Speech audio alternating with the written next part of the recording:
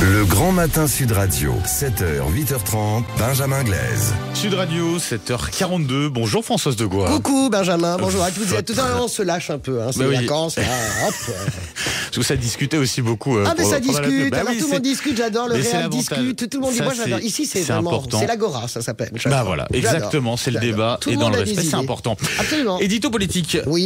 Françoise, J+3, donc après ces législatives qui ont vu la victoire de la gauche, la défaite du RN, effectivement, mais toujours pas de gouvernement au final. La course de vitesse, vous nous le dites Françoise, s'engage entre la gauche et la droite. Alors vous connaissez Benjamin, bien sûr, l'art détestable d'Emmanuel Macron, c'est moi qui le dis, je suis responsable de cet adjectif, cet art détestable, c'est l'enlisement et le pourrissement. Il a toujours procédé ainsi sur tous les conflits sociaux et on peut dire que depuis dimanche, il s'y adonne avec délice. L'art du pourrissement, incapable de reconnaître la défaite de son camp, parce que quand même, je rappelle juste que sans faire de politique, il faut juste faire de l'arithmétique. Quand vous passez de 250 députés à 140, ça s'appelle une défaite.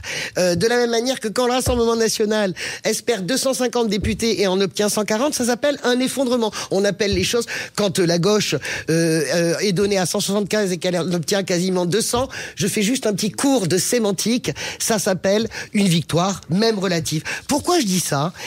Parce que il organise lui-même, Emmanuel Macron, la course contre la montre entre la gauche et la droite. Son rêve, c'est d'abord d'effacer la victoire de la gauche. Faire répéter que personne n'a gagné. Vous avez remarqué que depuis dimanche soir, avec beaucoup de médias, avec beaucoup de journalistes qui sont d'ailleurs les petits télégraphistes d'Emmanuel Macron, c'est un concert de perroquets. Personne n'a gagné. Gérald Darmanin, personne n'a gagné. Tout le monde a perdu. Vous imaginez cette phrase finalement qui rentre dans les esprits. Et pendant que les perroquets répètent, c'est-à-dire le psittacisme général, lui, il tente d'organiser une majorité alternative qui allierait en fait le groupe Renaissance et les Républicains avec un premier ministre de droite et certains textes votés par le RN. C'est pas nouveau, la loi immigration a été aussi votée par le RN. En gros, cette majorité battue à 3 reprises aux européennes et 2 fois aux législatives reviendrait tranquillou aux affaires comme si de rien n'était. Vous savez, la répétition, personne n'a gagné, il n'y a pas de victoire, il n'y a pas d'effondrement, personne n'a perdu, en expliquant finalement que c'est la seule voie possible. En gros, Benjamin, je te resserre le même plat, mais je change la salade, c'est quand même ça.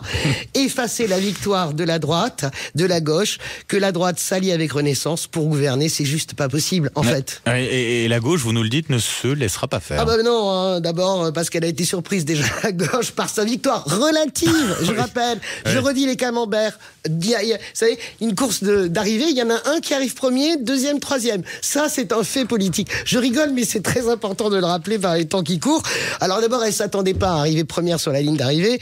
Et puis depuis dimanche soir, elle s'organise. Et depuis hier, c'est le précipité. Alors Olivier Faure, on le sait, le premier secrétaire du PS, revendique Matignon pour sa formation. Il peut le faire, parce que le PS signe une performance un peu incroyable, inattendue.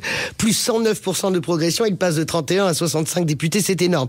Faure, c'est celui qui est au centre de gravité de la gauche, qui a toujours porté l'union de la gauche. Ça lui a vu d'ailleurs tellement d'ennemis depuis 2022. Mais les faits sont têtus. Il a repris un parti croupion, dévasté en 2018, et l'amène aujourd'hui là où il est. Alors, qu'on le veuille ou pas, ses résultats à Olivier Faure sont là. LFI, vous avez remarqué, elle a mis un peu en veilleuse, vous noterez. Pourquoi ? Parce qu'on sent bien que François Ruffin est en train de faire mouvement. Il quittera le groupe de LFI. Il va amener avec lui un certain nombre de députés pour créer, pourquoi pas, un nouveau groupe qui devrait gouverner avec les socialistes et les écologistes.